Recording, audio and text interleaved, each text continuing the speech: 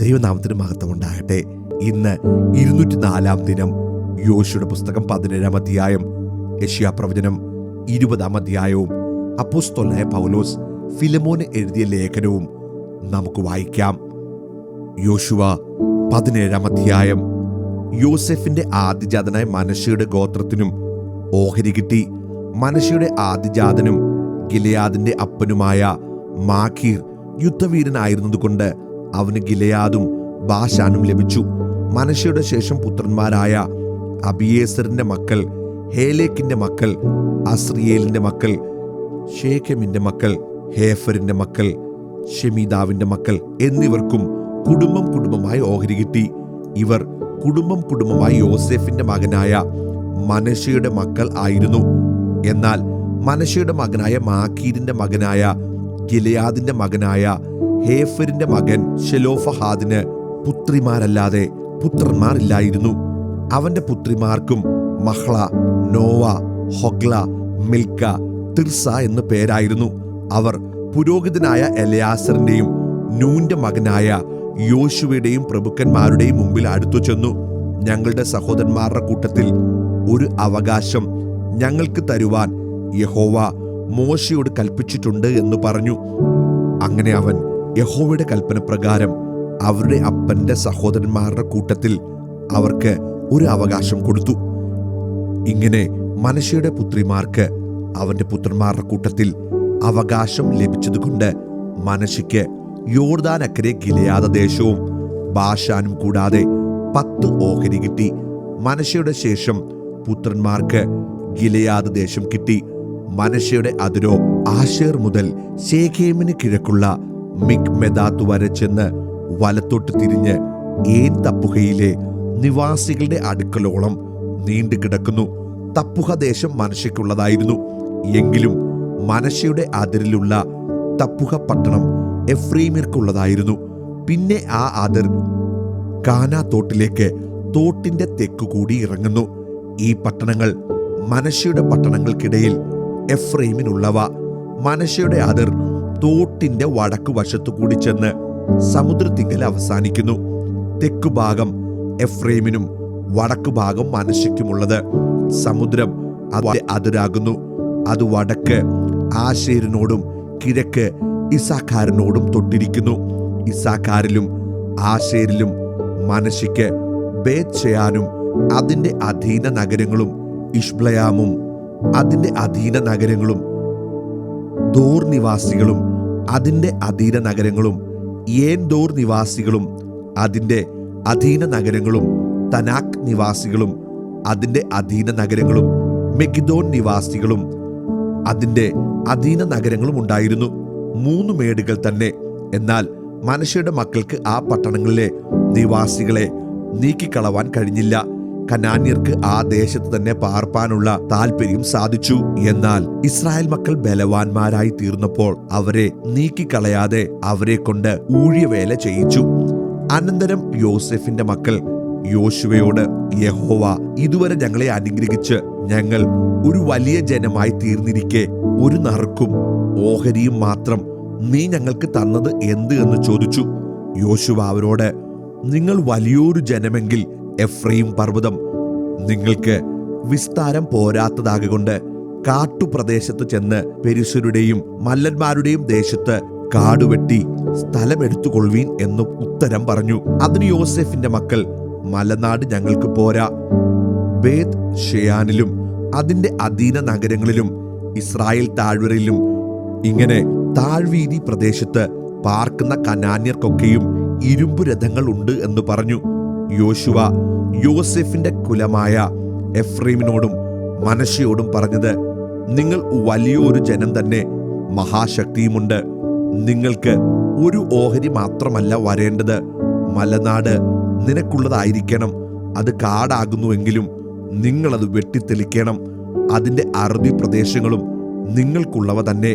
കനാന്യർ ഇരുമ്പു രഥങ്ങൾ ഉള്ളവരും ബലവാന്മാരും ആകുന്നുവെങ്കിലും നിങ്ങൾ അവരെ നീക്കിക്കളയും. യെശയ്യാവ് 20 അധ്യായം. അശ്ശൂർ രാജാവായ സർഗോന്റെ കൽപ്പന പ്രകാരം തർത്താൻ അശ്ദോദിലേക്ക് ചെന്ന് അശ്ദോദിനെ യുദ്ധം ചെയ്ത് അതിനെ പിടിച്ച ആണ്ടിൽ ആ കാലത്ത് തന്നെ യഹോവ ആമോസിന്റെ മകനായ യെശയ്യാവോട്, നീ ചെന്ന് നിന്റെ അരയിൽ നിന്ന് രട്ടുശീല അഴിച്ചുവെച്ച് കാലിൽ നിന്ന് ചെരുപ്പും ഊരിക്കളക എന്ന് കൽപ്പിച്ചു. അവൻ അങ്ങനെ ചെയ്ത് നഗ്നനായും ചെരുപ്പിടാതെയും നടന്നു. പിന്നെ യഹോവ അരുളി ചെയ്തത്, എന്റെ ദാസനായ യെശയ്യാവ് മിസ്രയീമിനും കൂശിനും അടയാളവും അത്ഭുതവുമായിട്ട് 3 സംവത്സരം നഗ്നനായും ചെരുപ്പിടാതെയും നടന്നതുപോലെ അശ്ശൂർ രാജാവ് മിസ്രയീമിൽ നിന്നുള്ള ബദ്ധന്മാരെയും കൂശിൽ നിന്നുള്ള പ്രവാസികളെയും ആബാലവൃദ്ധം മിസ്രയീമിന്റെ ലജ്ജയ്ക്കായിട്ട് നഗ്നന്മാരും ചെരുപ്പിടാത്തവരും ആസനം മറയ്ക്കാത്തവരുമായി പിടിച്ചുകൊണ്ടുപോകും. അങ്ങനെ അവർ തങ്ങളുടെ പ്രത്യാശയായിരുന്ന കൂശും തങ്ങളുടെ പുകഴ്ചയായിരുന്ന മിസ്രയീമും നിമിത്തം ഭ്രമിച്ച് ലജ്ജിക്കും. ഈ കടൽക്കരയിലെ നിവാസികൾ അന്ന് അശ്ശൂർ രാജാവിന്റെ കയ്യിൽ നിന്ന് വിടുവിക്കപ്പെടുവാൻ സഹായത്തിനായി നാം ഓടിച്ചെന്നിരുന്ന നമ്മുടെ പ്രത്യാശ ഇങ്ങനെയായല്ലോ, ഇനി നാം എങ്ങനെ രക്ഷപ്പെടും എന്ന് പറയും. അപ്പോസ്തലനായ പൗലോസ് ഫിലമോനെ എഴുതിയ ലേഖനം. യേശുക്രിസ്തുവിന്റെ ബദ്ധനായ പൗലോസും സഹോദരനായ തിമത്തിയോസും ഞങ്ങളുടെ പ്രിയനും കൂട്ടുവേലക്കാരനുമായ ഫിലമോൻ എന്ന നിനക്കും സഹോദരിയായ അപ്പേക്കും ഞങ്ങളുടെ സഹപടനായ അർക്കിപ്പോസിനും നിന്റെ വീട്ടിലെ സഭയ്ക്കും എഴുതുന്നത്, നമ്മുടെ പിതാവായ ദൈവത്തിൽ നിന്നും കർത്താവായ യേശുക്രിസ്തുവിൽ നിന്നും നിങ്ങൾക്ക് കൃപയും സമാധാനവും ഉണ്ടാകട്ടെ. കർത്താവായ യേശുവിനോടും സകല വിശുദ്ധന്മാരോടും നിനക്കുള്ള സ്നേഹത്തെയും വിശ്വാസത്തെയും കുറിച്ച് ഞാൻ കേട്ടിട്ട് നമ്മിലുള്ള എല്ലാ നന്മയുടെയും പരിജ്ഞാനത്താൽ നിന്റെ വിശ്വാസത്തിന്റെ കൂട്ടായ്മ ക്രിസ്തുവിനായി സഫലമാകേണ്ടതിന് എന്റെ പ്രാർത്ഥനയിൽ നിന്നെ ഓർത്ത് എപ്പോഴും എന്റെ ദൈവത്തിനു സ്തോത്രം ചെയ്യുന്നു.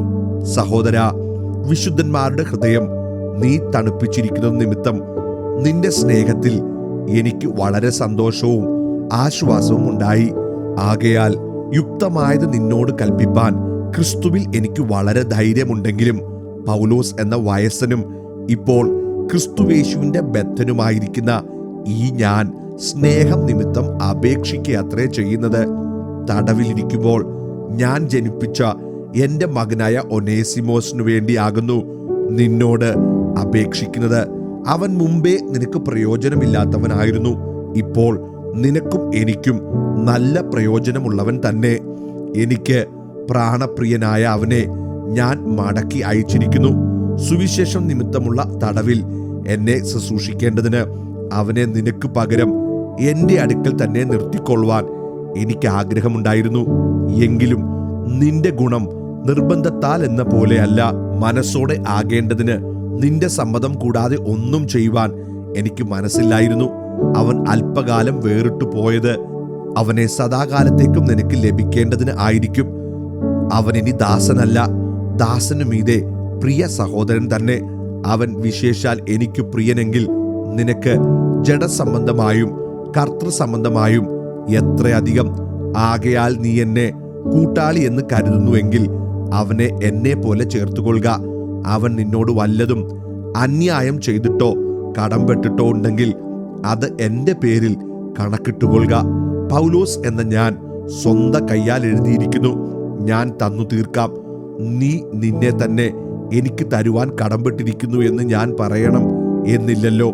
അതേ സഹോദര, നിന്നെ കൊണ്ട് എനിക്ക് കർത്താവിൽ ഒരനുഭവം വേണ്ടിയിരിക്കുന്നു. ക്രിസ്തുവിൽ എന്റെ ഹൃദയം തണുപ്പിക്ക. നിന്റെ അനുസരണത്തെപ്പറ്റി എനിക്ക് നിശ്ചയമുണ്ട്. ഞാൻ പറയുന്നതിലും അധികം നീ ചെയ്യും എന്നറിഞ്ഞിട്ടാകുന്നു ഞാൻ എഴുതുന്നത്. ഇതല്ലാതെ നിങ്ങളുടെ പ്രാർത്ഥനയാൽ ഞാൻ നിങ്ങൾക്ക് നൽകപ്പെടുമെന്ന് പ്രത്യാശ ഉണ്ടാകൊണ്ട് എനിക്ക് പാർപ്പിടം ഒരുക്കിക്കൊള്ളുക. ക്രിസ്തുവേശുവിൽ എന്റെ സഹബദ്ധനായ എപ്പപ്രാസും എന്റെ കൂട്ടുവേലക്കാരനായ മർക്കോസും അരിസ്തക്രോസും ദേമാസും ലൂക്കോസും നിനക്ക് വന്ദനം ചൊല്ലുന്നു. നമ്മുടെ കർത്താവായ യേശുക്രിസ്തുവിന്റെ കൃപ നിങ്ങളുടെ ആത്മാവോടുകൂടെ ഇരിക്കുമാറാകട്ടെ. ആമേൻ.